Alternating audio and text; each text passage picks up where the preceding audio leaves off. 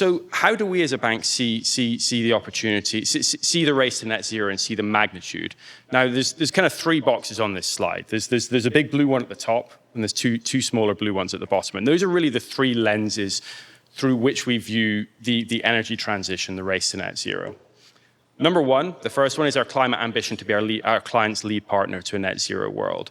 Now, depending on which survey you look at, North America as a whole, the US and Canada, needs between $1 and $6 trillion of capital a year to finance the energy transition. That's a huge amount of money. That's a mind-boggling amount of money.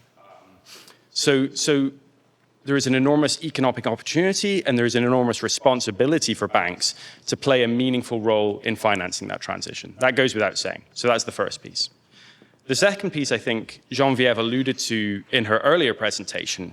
We are a lead signatory to many of the international conventions and commitments to decarbonize ourselves, our Scope 1 through to Scope 3 emissions. So that includes the Net Zero Banking Alliance, the Net Zero Asset Managers Alliance, Climate Pledge 100, the list goes on. You know, we have made a solid commitment in numerous places to decarbonize ourselves and work to decarbonize our clients ahead of 2050.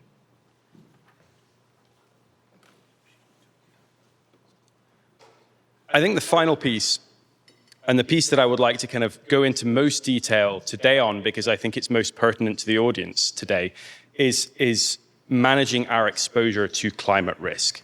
Now, for us, climate risk equals credit risk. Climate risk is part of credit risk. And what is credit risk? Credit risk is the risk that when you lend money to somebody, you won't get paid back. So if banks don't manage their credit risk very well, they're not going to be in business they're not going to be in business for very long. Climate risk is an integral part of credit risk. So we have to manage climate risk very, very well if we are to manage credit risk well, and if we are to stay in business as a major Canadian bank. Two components at a very, very high level to climate risk. There is physical risk and there is transition risk. Now, physical risk are the sets of risks associated directly with the changing climate. So things like floods, wildfires, torrential rainfall, et cetera, et cetera. The climate is changing. We're seeing it all around us. We're seeing extreme weather events, and those have impacts on the assets the banks finance. So that is physical climate risk. It's quite an obvious one.